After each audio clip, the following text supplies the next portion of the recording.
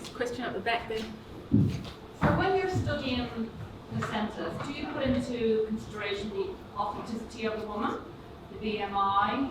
Like are you looking at Caucasian white women generally of the normal size, or does it make any difference of their authenticity and the BMI to the placenta size and everything and your results? No? Yeah? Yeah, they all do actually. So ethnicity, BMI is very important, whether you smoke, parity, all the things that result in differences in median growth parameters also influence placental size. So yeah, it's all.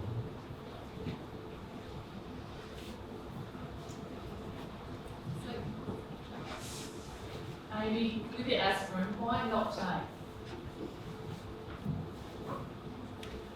I cannot remember the reason why at night time, because I read way too many other articles in the last week trying to prepare that. But at night time it works better. So if you're older and you want to stop yourself having a stroke, take aspirin in the morning. If you want to stop preeclampsia, take it at night time. What was in the morning?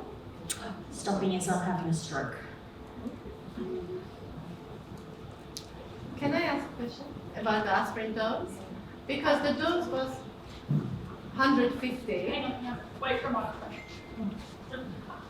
Sorry, I know that our study, Inspire study said 150 milligram, but we don't have 150 milligram aspirin in Australia unless you have the normal aspirin.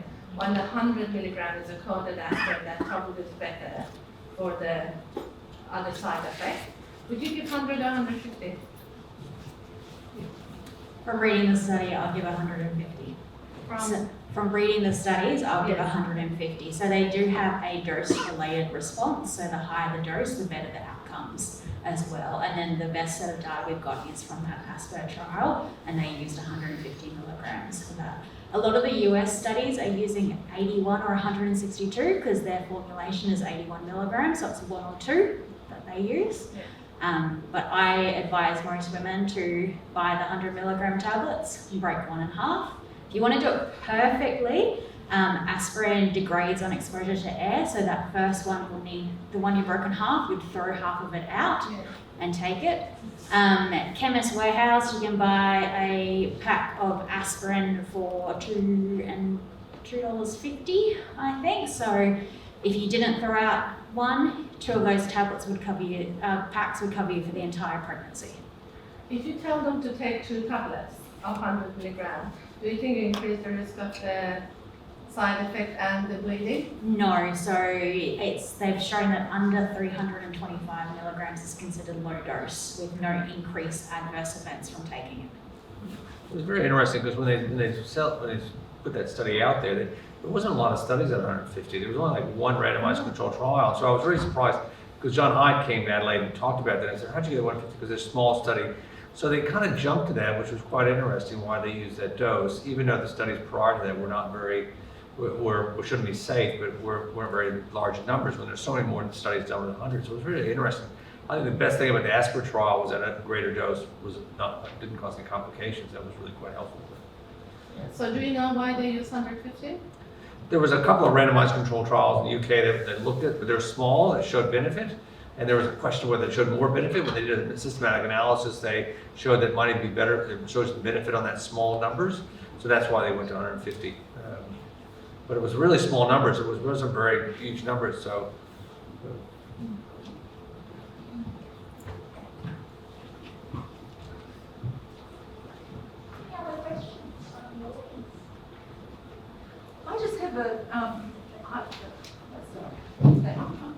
I just have a question about the timing of commencing your aspirin. So I know that you were saying less than 16 weeks, but do you think there's any benefit starting this from positive pregnancy test or 6 weeks, or when do you think the ideal time to start your low-dose aspirin is? I would be cautious from a positive pregnancy test because you don't know whether that's an ectopic pregnancy or not. So you're giving something that's going to thin the patient's blood possibly before they have a ruptured ectopic, not exactly the best thing to do. And there's certain things in early pregnancy where a little bit cautious. So I think around the time of the employee screening, so around that 12-week mark. The key also is a lot of the guidelines don't recommend you give it to every single person. So it's a high risk population you're targeting. We're not going to give every single pregnant woman aspirin. So we're going to be screening them first. So that's where you need to have the time to actually have that first appointment with a midwife, with a GP, with an obstetrician to undergo screening and assess, is this woman actually at risk or not? So around sort of that 12 to 14 week mark would be ideal. You're still getting in early enough to have effect. We're minimising the chance of causing iatrogenic harm for a woman by giving her aspirin before she has the ectopic diagnosed.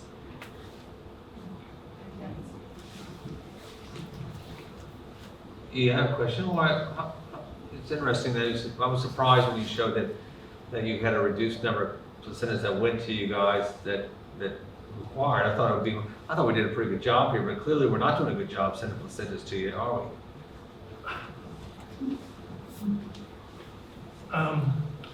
Okay, this is a vexed question because I think the placentas are very useful as an afterthought. The only one of the things that are useful is what Michael said. If you've got appendicitis, we can recognize that.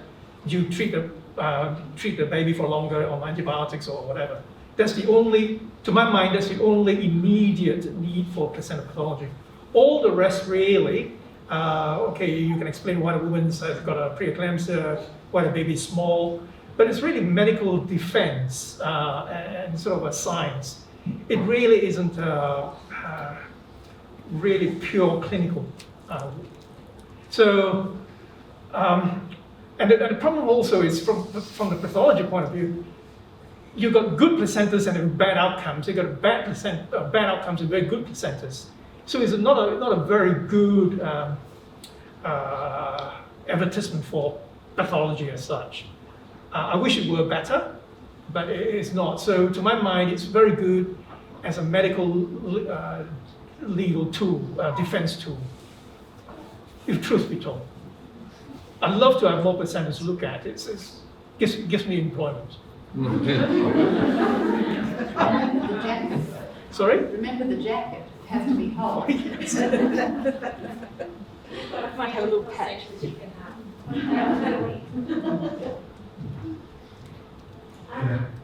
Is there anything else? Just wait for the. Sorry, guys.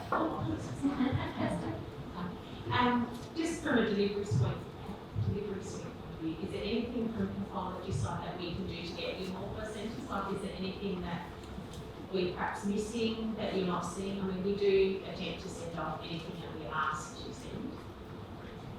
Okay. There is a checklist, placental form that we provided. So if you see any of those, send them to us. Having said that, in the UK, placentas are not reported for a long time because they are short of pathologists.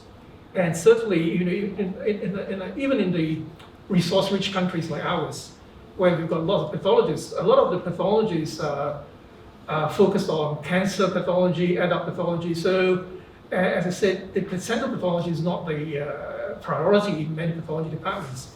And coming back to the UK, what they're looking now is to see, can we drop off can we drop off more indications for examining the placenta so that we examine fewer placentas but have a greater yield?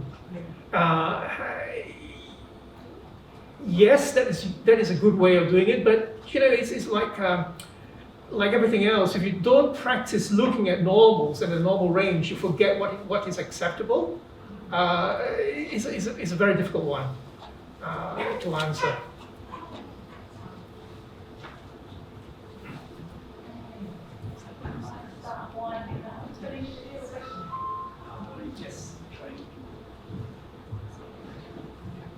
I just wanted to ask a quick question. So, how do you define fetal vasculopathy when you look at the placenta? Is there a certain amount of blood vessels which need to be thrombosed? And the second question is, how many times you might have a normal baby, but the placenta shows fetal vasculopathy? I don't think I can answer your second question. How many times you've got a fetal vascular malperfusion on histology and you've got a good outcome? I can't answer that. In terms of trying to say you've got fetal vascular malperfusion, we try to grade it. In terms of, and like a lot of pathology now, we try to have a binary system, severe and low grade, high grade. But the studies are not long enough and enough numbers to also make sense. And you can have a short-term outcome, but what I think we're also interested in is what happens to you when you're age 7 and when you're age 21 and so forth. So we don't have any data on those things. And there's no money for those sort of research, unfortunately. Would you say that I feel that is more of a third trimester type finding generally? If they're more of a third trimester type finding, because it's usually abnormal placenta, or not necessarily. Is it a third trimester finding, like for IGR, stillbirth type of thing, or normal variation in a normal pregnancy, or is it? Do you see enough of it in early on, like second trimester pathology as well? You've got different kinds of pathology. Yes. You've got different kinds of pathology. Yeah. And you've got a range of pathology and in terms of different kinds, range, severity. So it's really putting everything into context, and which is where it's very difficult for us to say, well, as I said, you've got good looking placentas and bad outcomes. And that's why you've got court cases that, because you can get experts to argue both sides.